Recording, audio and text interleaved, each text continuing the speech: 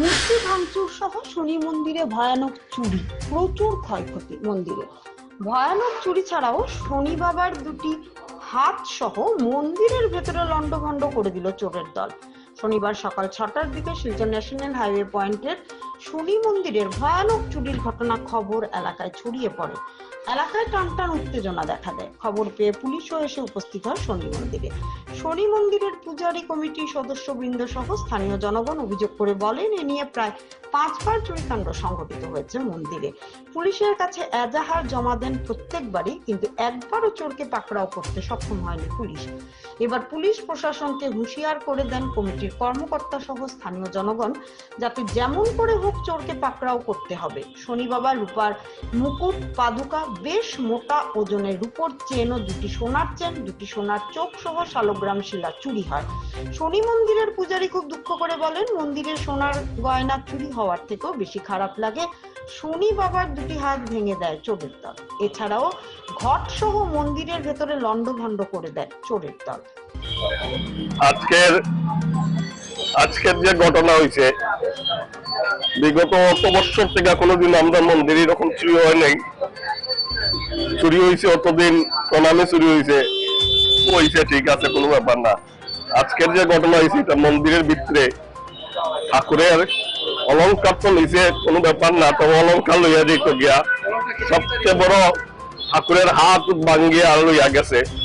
অলঙ্কার তো অনেকগুলা ছিল, যেটা সবচেয়ে বড় হইল গিয়া সোনার জিনিস, 2টা সোনার চেইন, 4টা লকেট, ঠাকুরের মুকুট, রূপার বহুত বড় একটা চেইন আছিল, 22 ভরির সোনা রূপার, সব ভাঙ্গিয়া একদম নারায়ণ শিলা পর্যন্ত লইয়া গেছে গিয়া।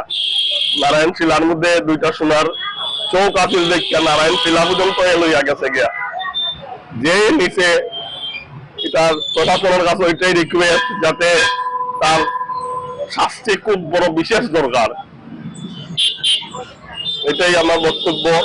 আমি পূজারী হিসাবে কইলাম, সবচেয়ে বেশি কষ্ট লাগে ঠাকুরের যে হাত ভাঙছে, যে ওইটাই সবচেয়ে বড় জিনিস। 2 হাত ভাঙ্গিয়া ঠাকুরের হাতের বালা 2টা লইয়া গেছে। সবই রিকোয়েস্ট, যদি কেউ দেখুন মন্দিরের কমিটিতে যোগাযোগ করবা। ঠাকুরের চূড়া একটা আছে বহুত বড় মতো। আমরা সকাল সকাল খবর পাইলাম যে আমরা হাইলাকান্দি রোড শনি মন্দিরের ন্যাশনাল পয়েন্টের যে শনি মন্দিরের আছে, শনি মন্দিরের মূর্তি ভাঙ্গিয়া হাত খাটিয়া সোনার গয়না, তারপরে আমরা মা কালীর মূর্তি, নারায়ণ শিলা মূর্তি সব উঠিয়া ফেলাই দিছে। সকাল সকাল আমরা খবর পাই, আমরা পাড়ার মানুষ, কমিটির মানুষ সব সকালে যে সময় সব আইসে, আইয়া এরা থানাত গিয়ে ইনফর্ম জানাইছে। জানানোর পরে টাঙ্গির থানার যে কোনো একজন অফিসার আইসেন, আওয়ার পরে টাইম আধা ঘন্টা 1 ঘন্টার ভিতরে ডগের ব্যবস্থা করতেন। ডগ লিয়া টাইম যে সময় টাইমটা লিয়া গেছে শরৎপল্লির দিকে, ভিতরের দিকে, শরৎপল্লির দিকে যাওয়ার পর, ভিতরের দিকে যাওয়ার পরে যে সময় একটা কাস্টের এরিয়ার যে সময় কুত্তাটা গিয়া পড়ছে, এ সময় পুলিশ এরা ডরাইয়া পুলিশ রিটার্ন হইয়া আইছে। কুত্তার বলে হয়ে গেছে, ডগের বলে হয়ে গেছে, কিন্তু হেরান হয়ে গেছে। এটা মিসগাইড করছে আমরা। এটা আমরা কেউরে দোষারোপ করি না, কোনো কেউরে দোষারোপ করি না। পুলিশের যে ধর্ম আছে, কর্ম আছে, এই কর্ম তো করতো। আজকে আমরার এরিয়াত পুলিশ যে সময় বুক খুলে আয়, আরেক জায়গাতে এরিয়া যদি যাইতে গেলে পুলিশের 10 বার চিন্তা করতে লাগে। এটাই আমরা কাছে মান্যতা না, আর আমরা গ্রহণযোগ্য না।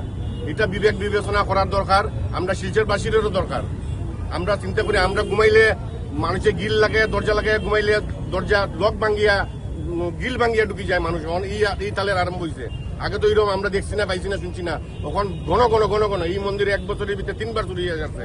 আজকে আপনি হিন্দুরার একটা মনে লাগার কথা, আমরা শনি বাবার খরাত দিয়ে খাটিয়া ফলাই দিছে, এরকম একটা কথা হইতে পারেনি। আমরা পুলিশের কাছে, আমরা পুলিশের উপরে ভরসা থাকি। পুলিশ যে জায়গা গেছে, যাওয়ার পরে পুলিশ যদি আমরা পুলিশের কনফিডেন্স নিতে আছে, পুলিশ যে ইনচার্জ আঙ্গিকারে আইছেন, তাই আমরা কনফিডেন্স তাই আমরা বুঝিয়ে দিচ্ছেন না, এইদিকে আর যেতাম না, আই গেছি। আমরা কিতাব বুঝতাম, আমরা পাবলিকে কিতাব বুঝতাম, এরা ট্রেনিং দিয়ে পুলিশ দিচ্ছে, আমরা পাবলিকে কিতাব বুঝতাম। আপনার কাছে অনুরোধ, আমরা 24 ঘন্টার সময়সীমা দিলাম, পুলিশের করতো, নাইলে আমরা গণতান্ত্রিক আন্দোলনে তো আমরা অধিকার আছে, আমরা করতে পারবো।